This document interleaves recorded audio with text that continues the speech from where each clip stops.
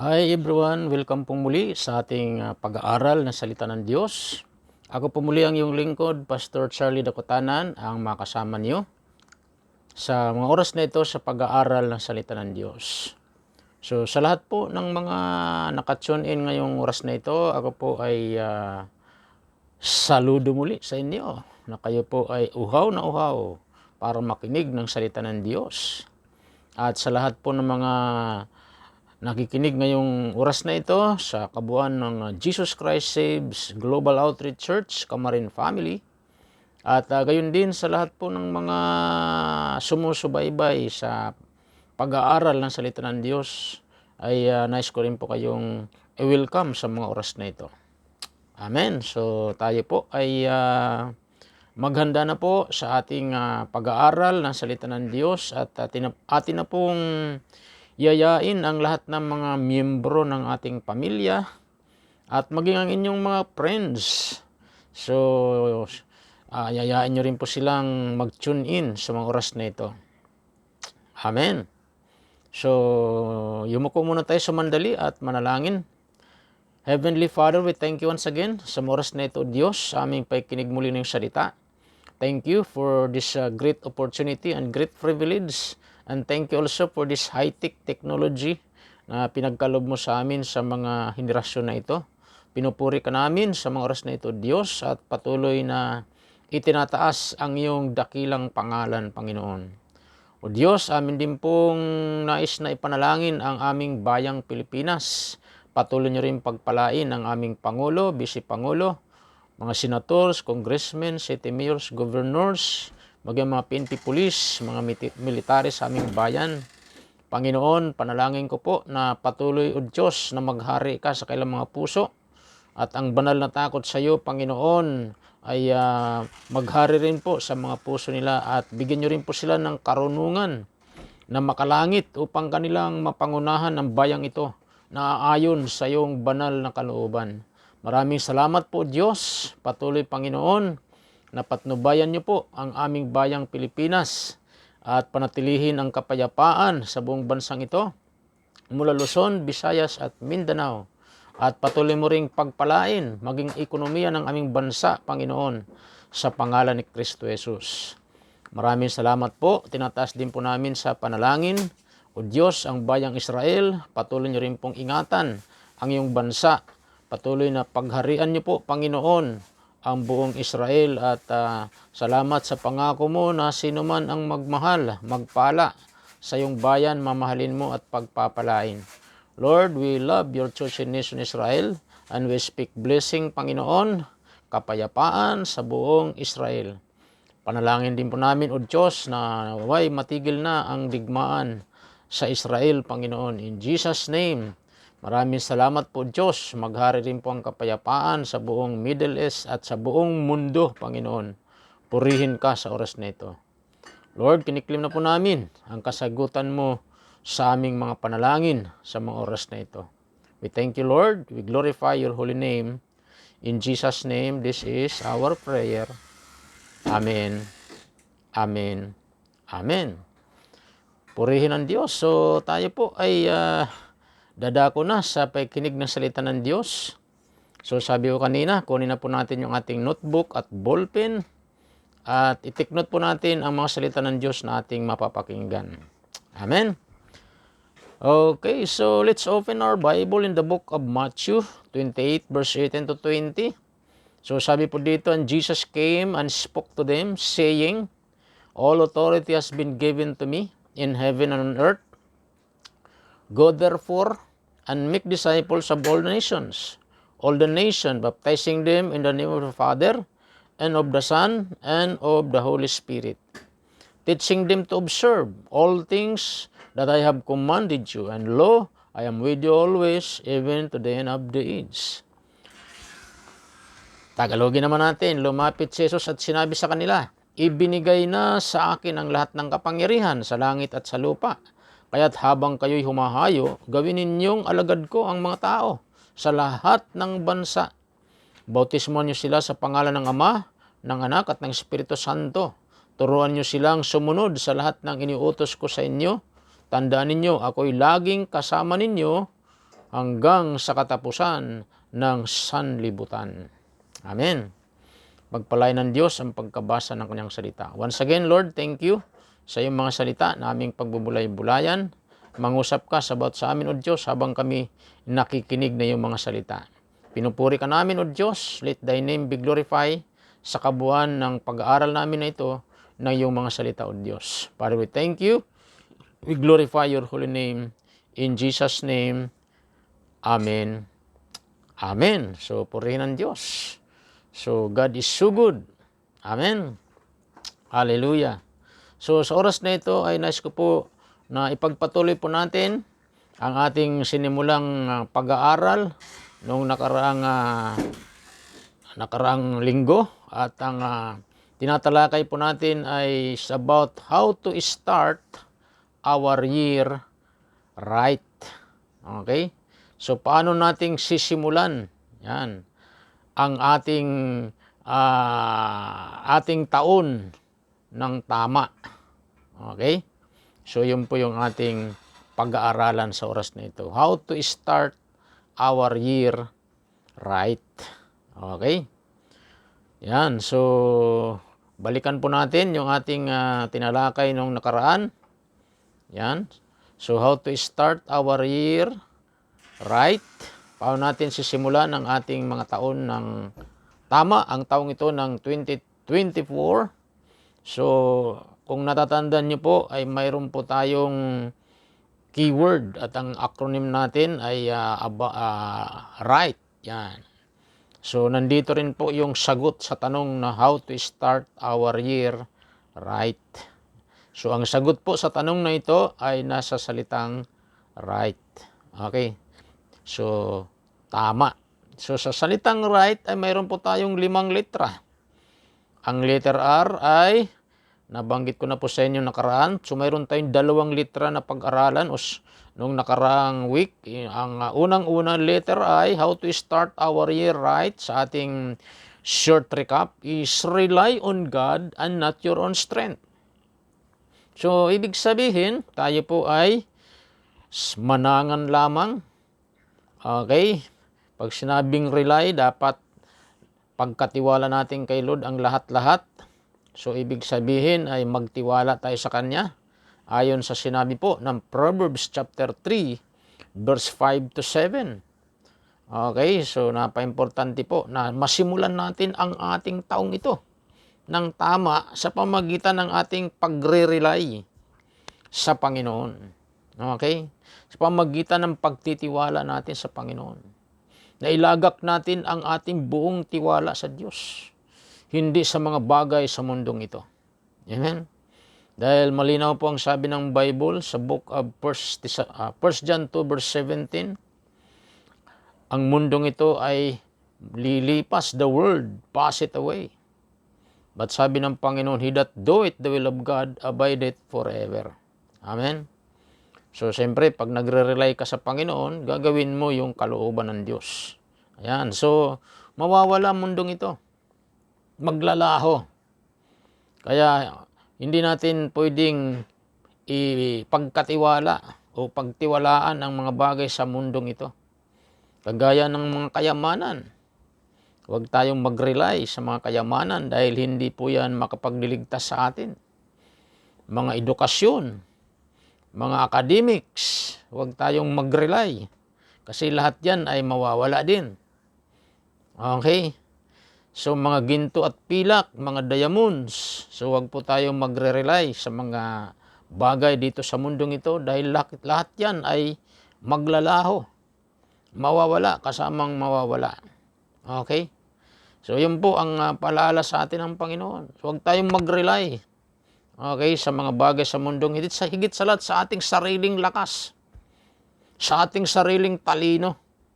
Don't rely. Instead, rely on God. Amen? Sa halip tayo po ay magtiwala sa Diyos. Ilagay natin ang ating paniniwala, pananampalataya, pagtitiwala sa Panginoon at sa Kanya lang tayo sumandig at manangan. So yan ang unang-unang tama na dapat natin na gawin para paano natin simulan ang taong itong tama. talagang ilagay natin sa kamay ng Diyos ang ating ganap na pagtitiwala. Okay? So yun po, makikita po natin yun sa Proverbs 3 verse 5 to 7. Sinasabi ron, trust in the Lord with all your heart and lean not your own understanding. In all your ways, acknowledge Him and He shall direct thy paths. Okay, sa lahat ng mga lakad natin, pag i-acknowledge natin si Lord, kilalanin natin ang Panginoon, He shall direct our paths. Do not be wise in your own eyes, verse 7, fear the Lord and depart from evil. So yun po ang palaala ni Lord sa atin. So yun yung number 1. So, and then number 2, hindi na po tayo, di ko na masyadong i-expound kasi nadaanan na po natin yan. So number 2, ang tamang pagsisimula ng ating taon kasi 2024 na po tayo ngayon. Sabi ko nga, welcome na talagang 2024 dahil matatapos na naman ang, ibig sabihin, napakabilis ng panahon. Okay? So yun po. So iwanan na po natin yung 2023 kasi dumaan na yun. Okay? So welcome na po natin yung 2024. Ngayon, para masimulan natin ang 2024 ng tama, so yun po ang unang-una. Letter R, rely on God and not your own strength, not our own strength or wisdom or knowledge. And the second letter I is intensify your daily prayer life. Amen? So intensify natin ang ating daily prayer life. So pag sinabing intensify, ang ibig sabihin po niyan sa Tagalog, paigtingin. Amen? So paigtingin natin ang ating prayer life. Kung nagpe-pray ka dati ng parang pamedyo-medyo lang, ngayon iba na. Kung hindi ka umatin nung 2023 ng prayer, ng corporate prayer, dapat ngayong 2024 umaatin ka na. Kasi pinapaigting mo na ang prayer life mo. Lagi nating tandaan, ang panalangin ay napakahalaga. Kaya wag nating i-underestimate ang panalangin na ito ay napakahinang na ginagawa. Napakahalaga po ito. Pinaka-number 1 ang mahalaga. Ang panalangin. Why? Because this is prayer is our spiritual breath. Madalas kong binabanggit. Amen? At kaya tayo nagpe-pray because we cannot live. Hindi natin kayang mabuhay. We cannot afford to live in this planet Earth without the breath of God. Without the help of God. Kaya tayo nagpe-pray because we need God's help. Dahil kailangan natin ang tulong ng Diyos. Lagi nating tandaan, John 15 verse 5, sabi ni Lord, apart from me, you can do nothing. Madalas kong binabanggit, kahit napakatalino ka pa, napakataas ang academic mo, kung hindi ka nananalangin, hindi ka humingi ng tulong kay Lord, useless lahat yan. Kaya napaka-importante na tayo po ay nananalangin. So we need to intensify our daily prayer life. Prayer is very vital. Prayer is very important. Sa mga totoong born again o sa mga totoong anak ng Diyos. Amen? Ang Diyos po ay dumidinig kapag tayo po ay nananalangin. Amen? So nabanggit ko po sa inyo ng mga nakaraan, mga biblicalist example kung paano sila dininig ni Lord sa kanilang panalangin. Isa dyan ay si Elijah. Nanalangin siya na huwag umulan in 3.5 years. Hindi umulan. Nanalangin ulit siyang umulan. So prayer of righteous man availeth much. Ang panalangin ng mga taong matuwid ay nananaig. Dinirinig ng Panginoon. So prayer is one of God's commandment. Sinabi niya sa 1 Thessalonians 5 verse 17, ang sabi ng Panginoon, through Apostle Paul, pray without ceasing. Manalangin kayo ng walang patid.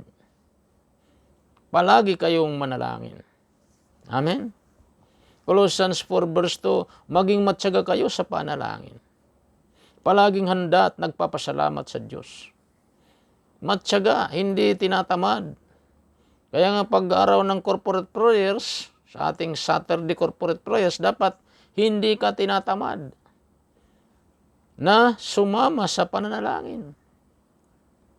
Binibigyan mo ito ng importansya. Wala pa naman yan 2 oras, halos wala pang 1 oras o 1 oras. Kaya nga sabi ng Panginoon, di ba kayo makapanalangin? Sabi niya sa mga disciple, kahit 1 oras man lamang. Kaya sabi niya, manalangin kayo upang huwag kayong madaig ng tukso.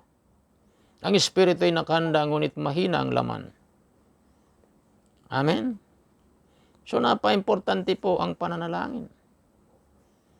So, yun po mga kapatid, si Jesus ang ating good example about prayer.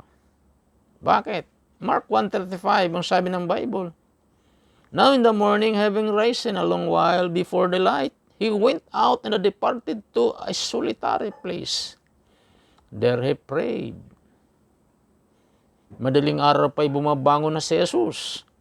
Saan nagpupunta? Nagpupunta sa isang lugar kung saan maaari siyang manalangin mag-isa. Siya'y pumupunta sa ilang nadako at siya'y nanalangin. Amen. Philippians 4 verse 6 and 7, huwag kayong mabalisa tungkol sa anumang bagay. Sa halip, hingin niyo sa Diyos ang lahat ng inyong kailangan. Sa pamagitan ng panalangin, may pasasalamat. Amen. Kaya napaka-importante po tayo manalangin. So ano man ang kailangan mo, huwag kang mabalisa. Very effective po ang prayer. Napakahalaga po ito. Amen. Kung mayroon kang pangailangan, idulog mo sa panalangin. At sure, sasagutin ka ng Panginoon pag tama ang iyong puso. Amen. Subok ko po yan sa buhay ko bilang anak ng Diyos. Ang panalangin ay napakahalaga para sa akin. Amen. So, kamakailan lang nabanggit ko minsan, nag-preach ako ng Sunday service. So, papasalamat ako kay Lord kasi last December 2023, ako po ay senior citizen na. 60 years old na po ako. Okay? So, it is a great privilege and great blessing. Amen, mula sa Panginoon. So, pagka ikaw ay senior citizen, abay, magpasalamat tayo kay Lord kasi blessing ni Lord yan. Okay? At pag senior citizen ka na, ayan, may mga roon ka ng mga benefits. Okay? So, sabi ko, pinagpipray ko kay Lord, ngayon, senior citizen na ako, I pray na pag nag-apply ako ng aking senior ID, mabilis lang. Puri ng Diyos.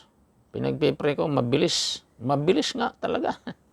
Wala imposible sa prayer nag-apply ako ng December 20, araw mismo ng aking birthday. Wow.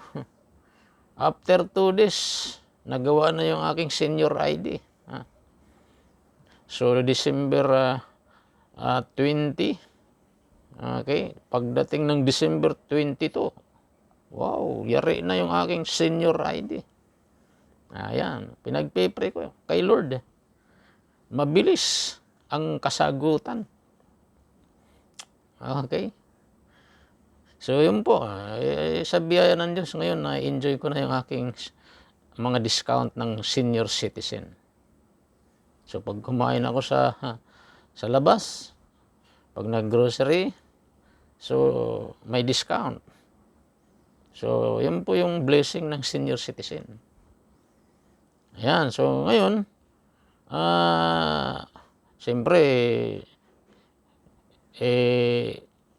pag senior ka na, kung limbawa ikaw ay naghuhulog ka ng SS, so magpipensyon ka na.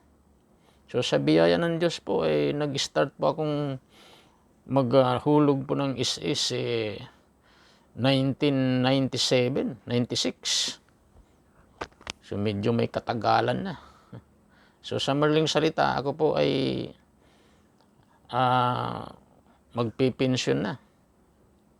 Okay? So marami minsan mga nagpapile ng pensyon, ang tagal bago lumabas yung kanilang ma-aproban. Nagpe-pray po ako kay Lord. Lord, I pray na pag-file ko ng aking pensyon ay mabilis. Purihin ng Diyos. Ang bilis lang, kapatid. Even though sa una may mga error, pero hindi pa ako give up. Tuloy-tuloy pa ako nagpe-pray. So, purihin po ang Diyos. At ako po ay nag-file po ng mga almost 6 days lang. 6 days lang po ang aking pagpapile po ay wow, approve agad. Mabilis lang. O, hindi ba blessing ni Lord yun? Kaya nga sabi ng ating binasa rito sa Philippians 4 verse 6, huwag kayong mabalisa. Huwag kang mabalisa sa anumang bagay. Sa halip, hilingin niyo sa Diyos. O hiniling ko sa Panginoon na ma-approve agad yung aking benefits, pensyon. So, purihin ang Panginoon. Ako po ay magsisimula ng magpensyon. O, imagine mo yun. Di ba blessing ni Lord yun pag naging senior ka na? Yan, napaka-importante. Manalangin tayo sa Diyos. God will provide all our needs. Okay? So, yun po. So, wala imposible kay Lord. Talagang ibibigay niya yung ating mga panalangin. Yung ating mga kahilingan. Mabilis pa. Ha? Mabilis ibibigay ni Lord. Pag tama yung puso natin sa harapan ng Diyos. Amen. O yun, pinag-pray ko rin. Kasi siyempre, nung araw, no, 2008 yata yun, nag-housing loan ako. So, hindi ka pwedeng mag-housing loan pagka wala kang mandatory contribution. Okay? So, sa biyaya po ng Diyos, pag dating ko po ng 60, so pinail ko rin po yung aking mandatory contribution ng retirement benefit. So, purihin ng Panginoon. Mabilis lang din po. Halos wala pang 1 week din po, lumabas na po, approve na po ang aking, na-release na po ang aking yung mandatory contribution na kung saan withdraw mo na yung mandatory contribution ng pag-ibig. So, double blessing talaga. Walang imposible kay Lord sa prayer. Amen. So, yun po mga kapatid, ang resulta, pag tayo nanalangin, kaya huwag tayo mabalisa. Ano man ang kailangan mo, swingin mo lang sa Panginoon. Manalangin tayo. At lagi nating tandaan, ang Diyos sumasagot sa ating panalangin pag tama yung puso natin. Amen. Yun yung letter I. Intensify our daily prayer life. Paigtingin natin. So, huwag tayong tatamarin manalangin. Ano mang kailangan mo, idulog mo sa Panginoon. Hilingin natin. So, yun po, how to start our year, right? Okay. So, napaka-importante, rely on God and not our strength. And the second, intensify our daily prayer life. And the third is, go and preach the gospel of the Lord Jesus Christ. In season and out of season. And all the days of our life. So, preach the gospel, yung letter G. Go and preach the gospel. So, napakasarap po yan na simulan natin ang ating taon, nagpipreach tayo ng gospel. Amen? Hallelujah. Kaya ngayong darating na linggo, mayroon tayong mass evangelism, general evangelism. Magpipreach tayo ng gospel kasi yan ang command ni Lord. Amen? Napakasarap ang taon, masimulan natin ng pangangaral na ebanghelyo. Huwag nating mawawala sa bibig natin ang ebanghelyo ng Panginoon. So ano ba yung gospel na tinatawag? Pag sinabing gospel, madalas kong binabanggit, gospel means Jesus' birth, ang kapanganakan ni Jesus. Amen? Pinanganak siya sa mundong ito. Niregalo sa atin ng Panginoon, ng Ama, si Jesus para sa ating kaligtasan. That's the gospel, the birth of Jesus Christ. And the second is the death of Jesus Christ. Christ's death, that's the gospel. Jesus died for your sin. Jesus died for my sin. For the sins of humanity. Amen? Bakit siya namatay? Yun ang pamamaraan para tayo maligtas. Dahil lahat tayo ng mga tao papunta sa impyerno because we are unrighteous in the sight of the Lord. Amen? So yun ang katotohanan, we are all sinners. No one righteous, no not one. Romans 3 verse 10. Amen? And we are fall short of the glory of God. Romans 3:23. And because of sin, the penalty of sin is death. Romans 6:23. The wages of sin is death. But the gospel, the good news, through the Lord Jesus Christ, the gift of God is eternal life through our Lord Jesus Christ. That's the gospel. The gospel is Jesus Christ. The birth of Jesus Christ, the death of Jesus Christ, and the resurrection of Jesus Christ. That's the gospel. So we need to preach the gospel. Amen? Si Yesu Kristo ay muling nabuhay sa gitna ng mga patay. Amen? At sino man sa kanyang mananalig at tatanggap sa kanya ay magkakaroon ng buhay na walang hanggan. That's the gospel. So we need to start our year right. At ang tama, letter G, go and preach the gospel of the Lord Jesus Christ. In season, in out of season, and all the days of our lives. Pangaral natin ang Ebanghelyo. Don't be ashamed to preach the gospel. Amen? Kagaya ni Pablo, after ng conversion ni Apostle Paul, ang sabi niya sa Romans 1:16, for I am not ashamed the gospel of the Lord Jesus Christ. Why? Because it is the power of God unto salvation to those who believe, first to the Jew and also to the Greek. Amen? So we need to preach the gospel all the days of our lives. Huwag mawawala sa bibig natin ang Ebanghelyo ng Panginoon. Yan ang dahilan bakit ikaw at ako'y naligtas. Bakit tayo nag-exist sa mundong ito? Amen? Preaching the gospel. Yan ang utos ng Panginoon sa kanyang mga disciple. Before He ascended into heaven, okay, He said, sabi niya sa kanyang mga disipulo, and so He spoke to them saying, all authority has been given to me in heaven and earth. Sabi niya, ang buong kapangyarihan ay ibinigay sa akin ng Ama, sa langit, sa lupa.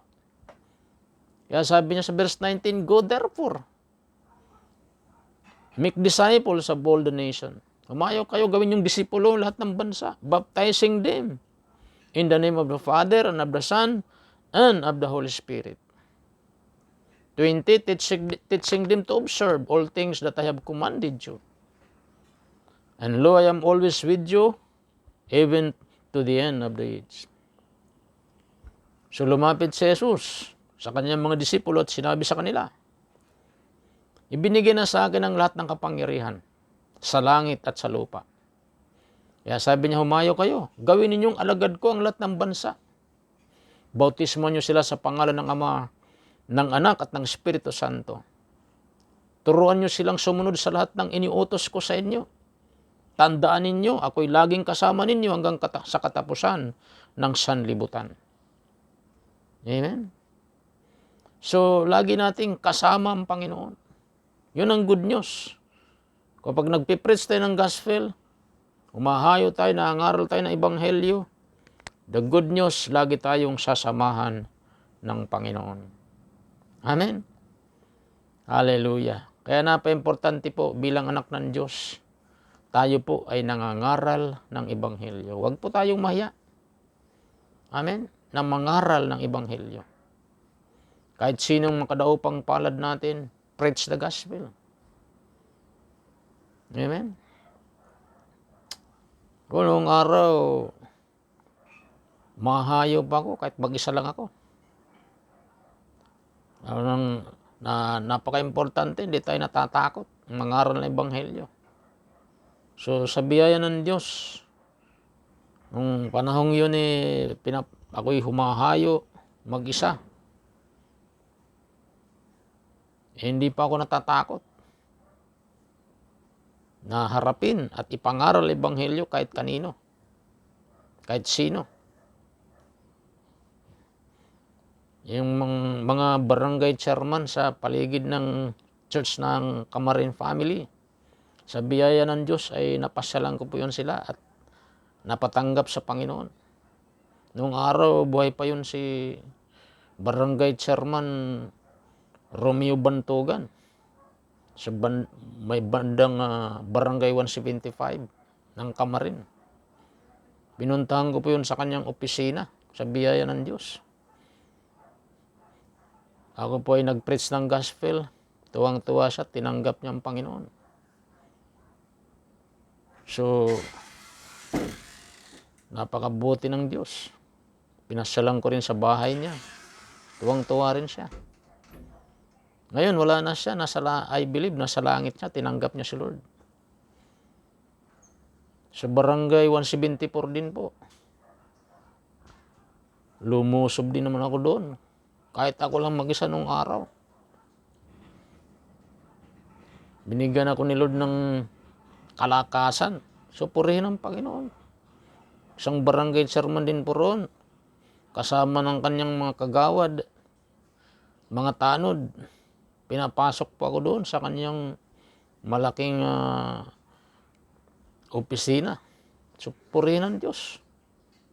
Taimtim po silang nanalangin ng pagtanggap sa Panginoon. Sa biyaya ng Panginoon. Sa barangay 173 rin po, nung barangay chairman pa po, si Sagani. Pasyalan ko rin po yan. At ang kanyang mga kagawad po ay tumanggap din po sa Panginoon, kasama siya. Actually, napadalo pa sa church yun. So, hindi ako nahiyang i-preach ang gospel. So, sa biyaya ng Panginoon. So, barangay 160 o 171. Ang pangalan naman niya ay si Faustino. So, sa biyaya ng Panginoon po, pumasok din pa ako doon sa kanyang opisina. Nag-preach pa ako ng gospel. Masaya rin po niyan tinanggap si Jesus. So sa ngayon, nasa langit na rin po siya. Naniniwala pa ako dahil tinanggap niya si Jesus. Sa barangay 170 rin po. Sa may Amparo Novabil nung araw. Mayroon pa ako doon binabalik-balikan din po ng barangay chairman. Talagang hindi ko basta-bastang mapatanggap yun. Pero hindi po ako sumuko. Isang araw, humahayo ako, nadaanan po ako niya. Nakasakay siya sa kanyang barangay patrol. Sabi sa akin, Pastor, halika, sama ka muna sa akin. May pupuntahan tayo. O, sa madaling salita, sumakay po ako sa harapan. Okay? At dinala ko doon sa kanyang mga kagawad na mayroong birthday pala. Dami nila. Tapos, pagdating doon, talagang nagkakasayahan sila.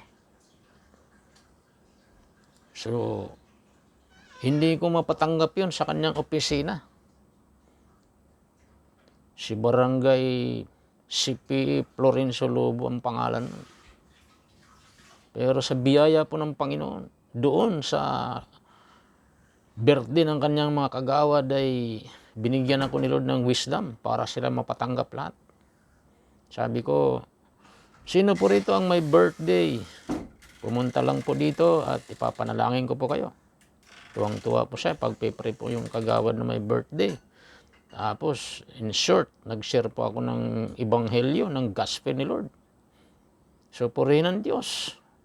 Si Barangay Florencio Lobo nung araw, hindi ko mapatanggap sa opisina dahil laging busy. Doon po, sa birthday ng kanyang kagawad ay kasama siyang nagtaas ng kamay. At sumabay sa panalangin ng pagtanggap silang lahat. Ang dami nila. Kasama yung mga tanod, purihin ng Diyos.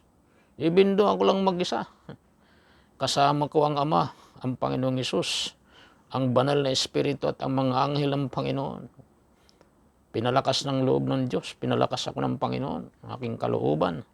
Purihin ng Panginoon, ang panahong yun. Napatanggap ko po si Barangay Florencio Lobo. Naging ninong ko pa yun sa kasal. Tapos pinupuntahan ko yun sa kanyang opisina. Doon sa Caloocan na Saputi City Hall. Ang laki ng opisina roon. Tapos binigyan ko po siya ng Bible. At yung Bible na kanyang binigay ko sa kanya pag nagtatalumpati niya, siya, pinagmamalaki niya yun. Okay, at napakabuti ng Diyos dahil talagang pagka birthday niya noon, ako'y tinitext ako noon at iniimbita ako doon sa kanyang birthday. At ako yung taga-opening prayer. So, purihin ng Diyos. So, even though medyo nalungkot pa ako dahil nabalitaan ko po na wala na pala siya. I believe po, siya rin po ay kapiling ng Diyos sa kalangitan dahil tinanggap niya ng seryoso ang Panginoon. So, purihin ng Diyos, mga kapatid. So, lahat ng yan ay nagawa ng iyong lingkod hindi dahil sa aking sariling lakas, talino, kundi sa tulong ng Panginoon. So, hindi pa ako nahiya to preach the gospel. Mayroon pa ako isang kinikwento, yung may-ari ng Cash and Carry sa Manila. At mayroon din po siyang mga building sa Makati at saka sa ibang Green Hills, San Juan. So big time millionaire ito na na-encounter ko po. Hindi pa ako nahiyang i-preach ang gospel sa kanya, 10 ng kanyang mga security guard. So purihin ng Diyos. Tumanggap din po siya sa Panginoon. 10 ng kanyang mga security guard. Big time millionaire. Tumanggap kay Lord. So, wala imposible kay Lord. So, hindi ako nahiya to preach the gospel. Kahit sino aking makadaupang palad. May pinag-aralan o wala, mataas man ang katungkulan. So, hindi pa ako nahiya to preach the gospel. Yung sabi ni Paul, I am not ashamed the gospel of the Lord Jesus Christ, for it is the power of God unto salvation to those who believe, first to the Greek, or first to the Jew, and also to the Greek. So, yun po mga kapatid. Don't be ashamed to preach the gospel. Huwag tayong mahiya to preach the gospel. At ang buhay natin ngayon, kaya tayo nabubuhay, to preach the gospel. Amen? So, yun po mga kapatid. So, napakasarap na simulan natin ang ating taon na nangangaral tayo ng ebanghelyo. Yun yung the best. Yun yung tama. Amen? Huwag mo nating baliwalain ang ebanghelyo. Dahil tayo nabubuhay dahil sa ebanghelyo ng Panginoon. So again, the gospel of the Lord Jesus Christ is Christ's birth, Christ's resurrection, and Christ's death and Christ's resurrection. Huwag natin ikahiya ang pangangaral na ebanghelyo ng Panginoon. Amen? Hindi namang mahirap mag-preach ng gospel. Amen? Buka mo lang yung bibig mo. At nandyan ang Holy Spirit, baback up sa'yo. Kaya nga sabi ng Panginoon, bago ka lumabas, sabi niyang Acts 1:8, Bago tayo kaya niya sabi niya sa mga disipulo, huwag muna kayong alis hanggat hindi kayo nasasangkapan ng kapangyarihan ng Holy Spirit. Amen? Kaya sabi niya, you shall receive power. Power is dunamis power. Ha? So, wag tayong matakot. God, bibigyan tayo ng Lord ng high voltage power to preach the gospel. Ha? So, sa totoo lang, hindi ko po kayang i-share ang gospel. Lalo na yung mga pinuntahan ko, ako lang mag-isa, hindi ko kaya yun. Sarili ko lang. Yung mga barangay chairman na mga napatanggap ko sa Upper Caloocan. Yung mga nabanggit ko sa inyo. Mga big time millionaire, mayroon pa nga akong napatanggap. Isang inventor. Inventor siya ng limbawa, yung mga pinto. Gaganyan lang yung thumb mark, bubukas. Matalinong tao yun. Inventor. Nakadaupang palad ko rin po siya. Tinanggap niya ang Panginoon sa kanyang opisina. So, purihin ng Diyos. At nagme-message ako sa kanya ng mga word of encouragement. Okay? Kaya walang matigas na puso pag binitawan mo yung ebanghelyo ng Panginoon. Dumudurog yan ng matigas na puso. Amen? Yan yung kapangyarihan ng ebanghelyo. Ang lingkod niyong ito ay bunga ng ebanghelyo ng Panginoon. Dinurog yung aking batong puso, relihiyosong puso ng salita ng Diyos. Sa pangangaral ni Bishop Jonathan Sebastian, buhay pa yun nung araw. 1987, September 20, through radio. Na-born again ako sa ebanghelyo ng Panginoon na pinakawalan ni Bishop Jonathan. Ngayon, nasa langit na si Bishop Jonathan. Pero yung prutas niya, nandito. Isa ako sa naging prutas ng kanyang paglilingkod sa Panginoon. Amen? Di ba napakasarap yun? Na maging prutas ka ng paglilingkod ng Panginoon. Mayroon tayong prutas, bunga. Okay? Ay madalas kong binabanggit si Sister Nelly. Yan, Sister Nelly nung araw, hindi pa siya mahilig diyan sa pagdalo sa mga gawain. Pero napasyal ako doon sa bahay nila, pamagitan ng kanyang pastor na pinsan. Yan. Yan, nakilala ko Sister Nelly. Sa awa ng Diyos, tuloy-tuloy na. Siya nananampalataya sa salita ng Diyos. Tuloy-tuloy siyang dumadalo na sa gawain ng Panginoon. Naisama pa niyang kanyang anak, kanyang nanay, mga kapatid. Imagine mo yun. Yun yung kapangyarihan ng ebanghelyo. Isa pang hindi ko makalimutan nung araw, si Nanay Pilipina. Nung humayo po kami, nandun yan si Nanay Pilipina. Mahinay sa may puno. Naglalaba. Sabi ko kay Nanay Pilipina, Nay, sandali lang po at ako'y mag-share sa inyo ng gospel. Sumandaling tumigil po sa Nanay Pilipina. Nakinig ng ebanghelyo. Wow! Tinanggap niya si Jesus. Purihin ng Diyos. At hindi lang yun. Yung kanyang mga anak, inintroduce niya si Jesus, pinakilala niya sa akin din. Tumanggap din silang lahat sa Panginoong Hesus. Kanyang mga anak, ang kanyang mga apo. Yan, purihin ng Diyos. Tapos pinupuntahan ko yan nung araw sa Bagong Silang. Doon yung nakatira sa Nanay Pina. Binabike ko lang po yan. Antindi noon, pag binay ko yan, pagpakit ako doon sa pababang ganon. Hingal na hingal ako nung araw, pero kayang-kaya ko pa nung araw magbike ng ganon eh. Okay? Kasi ang mga edad ko pa lang nung araw, yung pumupunta ako noon, mga nagbabike ako, papunta roon. Bike lang kasi nung araw yung aking gamit para ako makarating sa aking mga pupuntahan. So, kayang-kaya ko yung mga paket ng ganon. P7C. Nung puntahan ko yan doon, nagba-Bible study ako roon, kila Nanay Pina. Sumahayo kami roon sa paligid nila. Purihin ng Diyos. Until now, bagamat may pinagdaan ng pagsubok sa Nanay Pina, ay hindi po siya sumuko sa Panginoon. Hanggang ngayon po, tuloy-tuloy siyang dumadalo sa church, 10 ng kanyang mga anak at mga apo. Wow! That's the gospel. Amen? So masarap makita ang bunga ng iyong mga pagpipreach ng gospel na iyong pangangaral na ebanghelyo. Amen?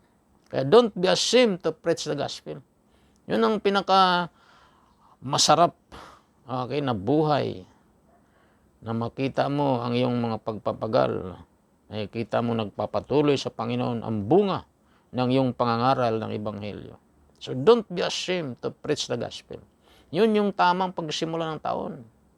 Go and preach the gospel to every creature. All the days of our lives. Amen. In season and out of season. So yun po ang tamang pagsisimula ng taon.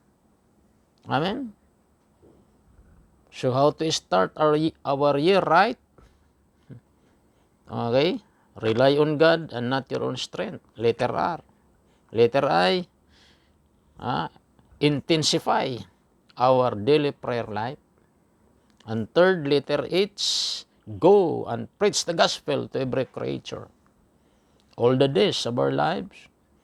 And in season and out of season. Amen. And letter H, have a regular soap devotional life.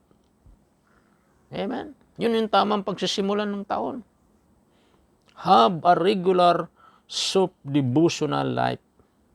Okay? So yun yung letter H. Magkaroon tayo ng regular na soap devotional life. Ano bang ibig sabihin ng soap devotional life? Okay? So, pag sinabing soap, parang sabon. So, sino po bang gumagamit ng sabon? Lahat tayo gumagamit ng sabon, di ba? So, ano bang revelation nitong soap devotional life? Okay?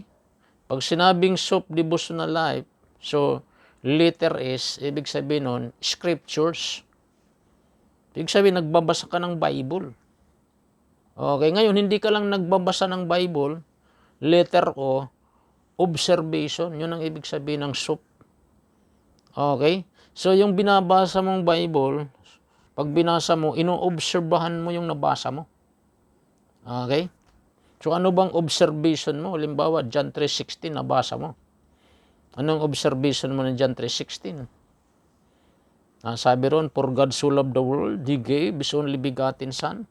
Whosoever believeth in Him should not perish, but have eternal life. Okay? So kung obserbahan mo yung John 3:16, makikita mo doon yung pag-ibig ng Diyos. Pepersonalin mo sa buhay mo. Ako'y mahal na mahal ng Diyos. Binigay niyang buhay niya para sa akin. Okay? So talagang ibang klase yung pagmamahal ng Diyos sa akin. Talagang matatouch ka. Namatay siya para sa iyo, para sa akin. Nagpakasakit niya. Nagpakasakit siya. Napako ang kanyang kamay sa krus. Dahil lang sa pagmamahal niya sa akin. So, obserbahan mo yung John 3:16, matindi yan. Pag-ibig ng Diyos sa akin, sa atin. So, yun po, obserbahan natin. So, hindi lang tayo basa parang comics lang. Ino-observe natin ano ba itong nakasulat dito sa binasa natin. Yun ang ibig sabihin ng soap devotion. Letter is scripture. Nagbabasa tayo day and night. Then, ino-observe natin yung nababasa natin. And then, letter A, application. So, ibig sabihin yung binabasa natin, ina-apply natin sa buhay natin. For example, John 3:16, pag-ibig. Pag-ibig ng Diyos. Paano ba i-apply mo yung pag-ibig ng Diyos? So, sa tindi ng pagmamahal ng Diyos, sa iyo at sa akin, tiniis niya ang hirap. Tiniis niya yung mga pangungutya sa kanya. Okay? Sinapak siya, and then kung ano-ano yung mga sinabi sa kanya, dinuraan siya. Pero lahat yun, tiniis niya, hindi siya gumanti. Bakit? Kasi nandun yung pag-ibig. sa Kanya. Ngayon, kung i-apply naman natin ito sa buhay natin, yung pag-ibig ng Diyos, okay? So, kailangan, no matter what, ay hindi rin nawawala yung pagmamahal natin sa Panginoon. Amen? Nagpapatuloy tayong umiibig sa Diyos. At kung mahal din natin ang Diyos, mahal din natin yung mga taong gumawa sa atin ng masama. Kahit na medyo masakit ang ginawa sa atin, papakita pa rin natin yung pagmamahal sa kanila. Yun yung ibig sabihin ng pag-apply. So, hindi natin binabasa lang yung Bible without application. So, kailangan basahin natin ito with application. I-apply natin ito. Okay? For example, yung madalas kong nababanggit, yung gumawa sa akin ng masama. Nung ako'y nag-opening prayer noon, may Bible study ako. So, mayroon ako sinisira ng gospel.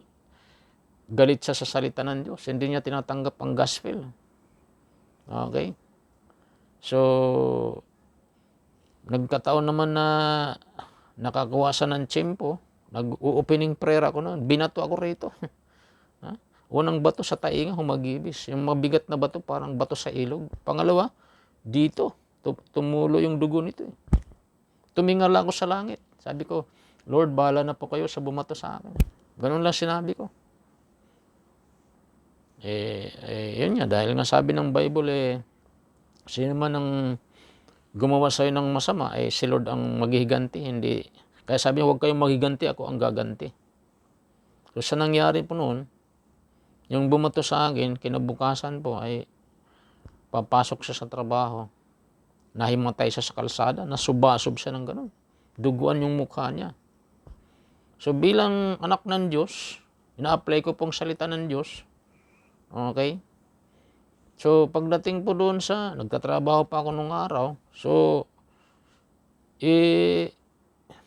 binigyan ko siya ng magandang trato. Sa halip na gantihan ko siya ng masama, ginantihan ko siya ng mabuti. Pag-apply ko sa salita ng Diyos dinala ko siya doon sa higaan ko, binigyan ko siya ng unan. O hindi ba mahirap gawin yun kung mahirap i-apply yun kung wala yung salita ng Diyos sa atin? So, dahil ang salita ng Diyos na nananalaytay sa buhay ko, binabasa ko yung pag-ibig ng Diyos. So, in-apply ko rin doon sa kapwa ko. Kahit masama ang ginawa sa akin, ginantihan ko siya ng kabutihan, ng pag-ibig. Yun ang ibig sabihin ng application.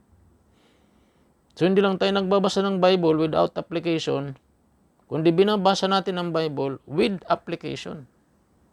Okay? So, din letter P, prayer. Yan. So, kompleto. Yung ating SOAP devotion, regular ginagawa natin. So, have a regular SOAP devotional life. So, SOAP means is scripture. Nagbabasa tayo. Day and night. Then, observation, letter O. And application, letter A. And prayer, letter P. Di ba? So, soap. So, lahat tayo sa literal gumagamit tayo ng sabon. Ano bang English ng sabon? Di ba soap? Para saan ba yung sabon? Anong revelation ito? Yung sabon, ginagamit natin para luminis yung katawan natin. Pag nagsabon ka, mayroon kang libag, tanggal sa pamagitan ng sabon. O hindi ba yung salita ng Diyos din po parang sabon? Naglilinis sa atin? John 15 verse 3, anong sabi ro? Nalinis na kayo sa pamagitan ng salita ang sinabi ko sa inyo. So yung nagsalita nun si Jesus. Kaya pag nagbabasa tayo ng Bible, ang ating buhay nagiging malinis. Linisin niya lahat ng karumihan sa buhay natin. Yung puso nating maitim, papuputiin ng salita ng Diyos. Yung isip natin puno ng negatibo, gagawin positibo ng Panginoon. Sa pamagitan ng kanyang salita. Nalilinis ang ating mga polluted na kaisipan. Pag nagbabasa tayo ng Bible, regular tayo nag-devotion, nililinis yung ating puso. Lumalakas tayo sa pamagitan ng kanyang salita. Pag ino-observe natin yung salita nating binabasa. Amen? Kaya kailangan regular ang ating pagbabasa ng salita ng Diyos. Wag tayong tatamarin, wag nating sabihin, busy ako. Hindi natin pwedeng idahilan kay Lord, busy. Sabi ko nga sa inyo, yung Bible na pakasarap basahin yan. Mga exciting ang mga nakasulat sa Bible, yung mga himala ng Diyos. Kaya hindi yan nakakasawang basahin ang Biblia. Kung totoo kang Kristiyano, dapat lagi kang uhaw magbasa ng Biblia. Hindi ka pumapalya. Ako'y nalulungkot pag may narinig akong hindi nagbabasa ng Bible. Nakakalungkot yun. Kahit nga minsan pag nagpapataas ako ng kamay, sino rito ang nagbasa ng Bible bago umalis ng bahay? Kapiranggot ang nagtataas ng kamay. Nakakalungkot yun. Hindi pwedeng pagsawaan ng Bible kasi ang salita ng Diyos, mahalaga yan. That's our spiritual food. Kung ang panalangin is spiritual bread, ang Bible, spiritual food yan. Amen? Sarap basahin yan. Pag ako yung nagbabasa ng Bible, halos ayaw ko ng tangtangan. Ulit-ulit ko pong binabasa ng Bible. Tatapos ko lang basahin po ang buong Bible, Old and New Testament, from Genesis to Revelation. Ngayon, balik na naman ulit ako sa Old Testament. Ngayon, nasa Book of naman ako. From Genesis, na binasa ko. Tapos hanggang yun, nasa na po ako? Book of, Book of Ruth. Tapos na po ko ng Ruth. So, yung kasunod ng Ruth na po ako, nandun na po ako ulit ngayon. Okay? So, hindi nakakasawa ang Bible basahin. Napakasarap basahin ito. Okay? So, yun po, mga kapatid. Nasa 1 Samuel na po ako ngayon, nagbabasa. From Genesis, 1 Samuel na po ako. Tatapos ko lang basahin po ang buong Bible. From Genesis to Revelation. Pero ngayon, nabasa ko na ulit yung Genesis hanggang ngayon, sa 1 Samuel na po ako. Exciting na naman. Sarap basahin ang Bible. Amen? So, dapat regular natin ito binabasa. Utos ng Diyos yan . Kabisado na natin yung Joshua 1:8. So, we need to get to know Him through His Word. Amen? So, get to know Him, Jesus, through His Word. Ang Bible at ang salita ay isa. Ang Diyos. John 1 and verse 14, in the beginning was the Word, and the Word was God, and the Word became place and dwelt among us. Sino yun? Si Jesus. Pag binabasa natin ang Biblia, malalaman natin kung sino ang Panginoon. Amen? He is our master creator.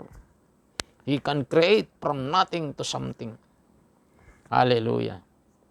Amen? So, kabisado na natin ang utos ng Diyos. Joshua 1:8. This book of the law shall not depart from your mouth. You shall meditate in it day and night, that you may observe to do according to all that is written in it. For then you will make your way prosperous, and then you will have good success. Amen? Kung gusto natin maging successful ang buhay natin, basahin natin ang salita ng Diyos. Ang salita ng Diyos ay susi para tayo magtagumpay. Matthew 4:4, very clear ang palaala ni Lord sa atin. Ang sabi niya, but He answered, said, it is written, man shall not live by bread alone, but by every word that proceeded out of the mouth of God. Yun ang sabi niya kay Satanas. Tinukso siya ni Satanas, pero nagpasting si Jesus ng 40 days and 40 nights. So, alam ni Satanas kung anong kahinaan ng tao. Pagkain. Kaya sabi ni Satanas, kung ikay anak ng Diyos, gawin mong tinapay ang batong ito. Pero anong sagot ni Jesus? Nasusulat. Di lamang nabubuhay ang tao sa tinapay, kundi sa bawat salita na namumutawi sa bibig ng Diyos. Amen. So ang salita ng Diyos ay makapangyarihan para hindi tayo madaig ng tukso. Amen. Pagkain po yan ng ating spiritual life. Psalms chapter 1 verse 1 to 3. Anong sabi ron? Blessed is the man who walks not in the counsel of the ungodly, nor stands in the path of sinners, nor sits in the seat of scornful. Verse 2, but his delight is in the law of the Lord. Wow. And in his law he meditates day and night. So anong mangyayari? He shall be like a tree planted by the rivers of water that brings forth its fruit in its season. Whose leaf also shall not wither, and whatever he does shall prosper. Yun yung taong nagbabasa ng Bible. May regular devotion. Mapalad ang taong hindi nakikinig sa payo ng masama at hindi sumusunod sa masama nilang halimbawa. Hindi siya nakikisama sa mga kumukutya at hindi nakikisangkot sa gawaing masama. Anong ginagawa niya? Sa halip, kasiyahan niyang sumunod sa kautusan ni Yahweh, binubulay-bulay niya ito sa araw at gabi. Di ba? Napakasarap bulay-bulay ng Word of God kasi bulay-bulayin mo yung mga problema mo. Manghihina ka lang. So anong resulta? Katulad niya ay punong kahoy sa tabi ng isang batisan, laging sariwang dahon at namumunga sa takdang panahon. Anuman ang kanyang gawain, siya'y nagtatagumpay. So ang isang taong nagbabasa ng Bible, ang buhay niya ay productive, fruitful, ha? At siya po ay victorious or successful. Yun po mga kapatid. Mapalad po ang tao na nagdi-devotion araw-araw. Amen. Revelation 1:3, blessed is he who reads and those who heard the words of this prophecy and keep those things which are written in it, for the time is near. Okay? Mapalad ang bumabasa sa aklat na ito, ang mga nakikinig ng propesya nito at tumutupad sa nasusulat dito, sapagkat malapit na itong maganap. Amen? So, ang tawag ni Lord sa mga nagbabasa ng Bible, nagbubulay-bulay, blessed, mapalad. Amen? Luke 11:28, but he said, more than that, blessed, those who heard the word of God and keep it. Kaya ikaw ngayon na nakaupo, hindi ka umaalis sa upuan mo, tinatapos mo ang pakikinig ng word of God, ang tawag sa'yo, blessed. Amen? Mapalad ka. Mapalad tayo, nakikinig ng word of God. Amen? Kaya nga, napakahalaga ang pakikinig ng salita ng Diyos. So sa Tagalog, ngunit sumagot siya, higit na mapalad ang mga nakikinig ng salita ng Diyos at tumutupad nito. Amen? So yun po mga kapatid, napaka-importante po na tayo po ay nakikinig ng salita ng Diyos. Amen? So, yun po, dapat tayo po ay mayroong regular devotion ng salita ng Panginoon. Amen. Okay, lastly, tapos na po ako. Letter T, take time o take more time to serve the Lord, to serve God. Take more time, letter T. How to start our year right. Take more time to serve God. So, ibig sabihin, dapat paglingkuran mo si Lord ng mas maraming panahon. Kasi lahat naman ng mundo sa mundong ito, lahat ng bagay sa mundong ito, mawawala lang yan. Kaya napaka-importante, serve the Lord. Take time. Take more time to serve the Lord. Yun yung tamang pagsisimula ng taon. Hindi yung wala tayong time mag-serve sa Panginoon. Amen? So, sabi sa Jeremiah 4:4, tuparin ninyo ang inyong pangako sa akin at italaga ang inyong buhay sa paglilingkod. Kung hindi, sisiklab ang aking puot dahil sa inyong mga nagawang kasamaan. Okay? So, dapat mag-serve tayo kay Lord habang nabubuhay. Psalms 2:11, serve the Lord with fear and rejoice with trembling. Paglingkuran niyo si Yahweh ng may takot at paggalang sa paanan ng kanyang anak, sabi niya. So, napaka-importante, maglingkod tayo sa Panginoon. Take more time to serve the Lord. As long as we live. Because we are temporal in this world. We are not permanent in this world. As long as we live, serve the Lord.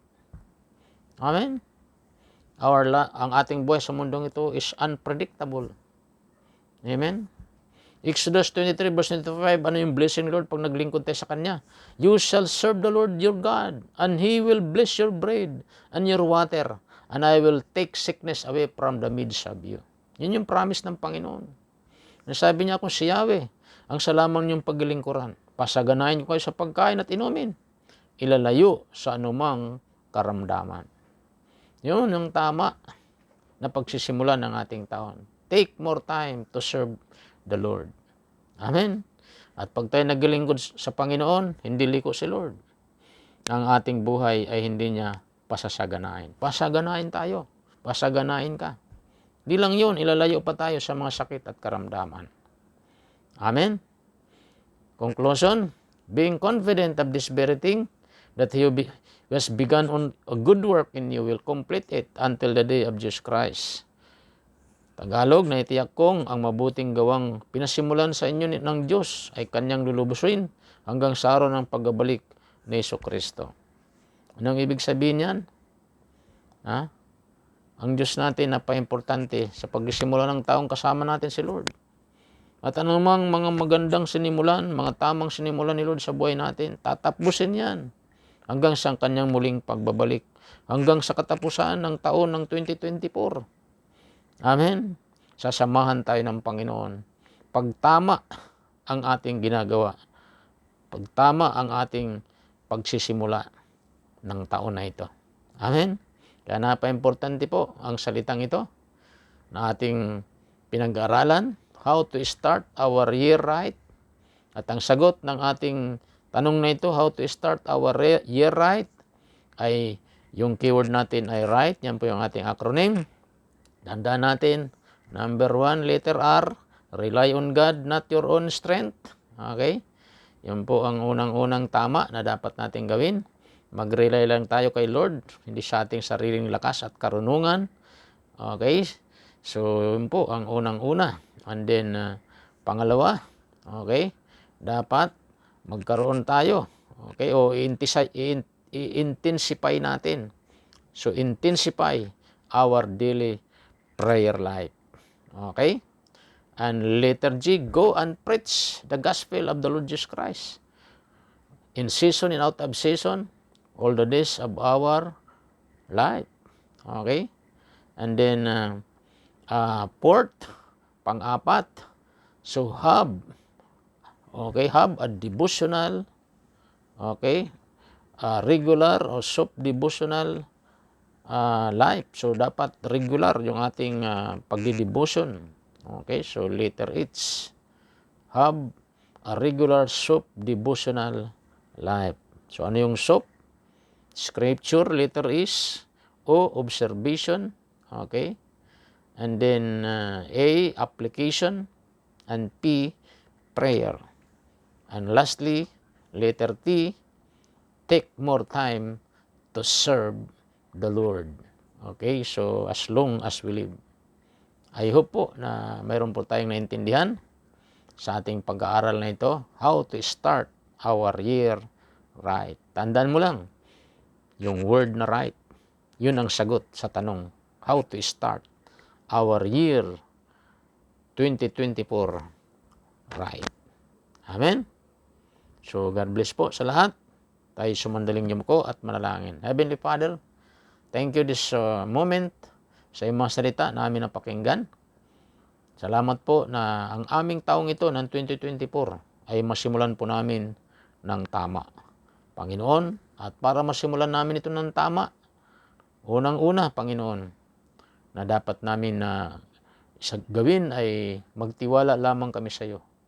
Mag-rely lamang kami, O Diyos, sa iyong kakayanan, hindi sa aming sariling kakayanan. Salamat po. Letter I, i-intensify namin ang aming prayer life, Panginoon, araw at gabi. Paigtingin namin ito. Hindi kami tatamarin, O Diyos. Salamat po, Diyos. Hallelujah. Letter G, dapat kami humahayo. Go and preach the gospel in season and out of season and all the days of our lives. Preach namin ang gospel mo to every creature. Thank you, Lord, sa mga reminders mo ito. Yun yung tama na dapat gawin namin sa pagsisimula ng taong ito hanggang matapos ang taong ito. Salamat po. Hallelujah sa palala mo sa amin. Ang letter H is right is magkaroon kami. Have a regular sub-devotional life, Panginoon. Pamagitan ng iyong salita, malilinis ang aming buhay, Panginoon. Kung paano ang literal na sabon ay naglilinis ng mga libag sa aming katawan, git sa lahat ang iyong salita ay nililinis ang mga panloob na karumihan sa buhay ng tao, sa buhay namin, O Diyos. Salamat po, Panginoon. And letter T, Panginoon, sa salitang right, Panginoon is magkaroon kami ng mas maraming panahon sa paglilingkod sa iyo. Take more time to serve the Lord. Salamat Lord sa mga reminders mong ito. Kung paano naming simulan ang taong ito ng 2024 ng tama. Thank you Lord. Purihin ka. Salamat sa kapahayagan ng iyong salita. Sa pagre-reveal mo sa amin kung paano sisimulan ng aming taon ng 2024 ng tama. Salamat sa binigay mo sa aming 5 litra ng acronym na right, Panginoon. Purihin ka, pagpalain nyo lahat ng mga nakinig ng salita sa oras na ito. Taas lang po natin ating dalawang kamay, sundan nating maiksing panalangin na ito, sabihin natin, Panginoong Diyos na makapangyarihan sa lahat, lumalapit ako sa iyo. Nagpapakumbaba sa iyong harapan, humihinga ako ng tawad sa lahat ng mga nagawa kong kasalanan. Linisin niyo po ako ng iyong banal na dugo at binubuksan ko ngayon aking puso. Tinatanggap kita, Panginoong Hesus, bilang aking Panginoon at sariling tagapagligtas. Isulat niyo po aking pangalan sa aklat ng buhay. In Jesus' name, Amen, amen. Salamat po. Bless na rin po lahat po nakinig sa iyong salita. Nag-tune in. Simula-simula hanggang sa matapos. Hindi umalis sa kailang upuan. Pagpalain nyo sila. Yung mga nangailangan ng pinansal, mag-miracle ka. Sa kailang mga financial needs, yung mga nangailangan ng kagalingan, pagalingan nyo rin po, Panginoon. Mga naguguluhan, bigyan mo sila ng kapayapaan. Lord, in Jesus' name, O Lord, I declare blessing, Panginoon, good health, favor of God, long satisfy life sa bawat isa, Panginoon, na nag-tune in sa oras na ito. Purihin ko, Diyos. All honor, glory, power belongs to you. And we now seal all our prayers right now by your blood. In Jesus' name, Amen, Amen, Amen. Amen. So, God bless po sa lahat. Pagpalain tayo lahat ng Panginoon. So, konting palalam po, every Sunday po, huwag po tayong mawawala. Sa ating pong on-site Sunday service celebration, every Sunday, 9 o'clock in the morning, doon lamang po yan sa may Sabangan Building, sa may Hillcrest Village, Camarin Road, Caloocan City. Sa ibaba po, City Savings Bank. Nandun lang po tayo sa 3rd floor. Every Sunday po, 9 o'clock in the morning. Imbitahin po natin yung mga kaibigan natin at mga mahal sa buhay. Salamat po. Pagpalain tayong lahat ni Lord. Bye-bye.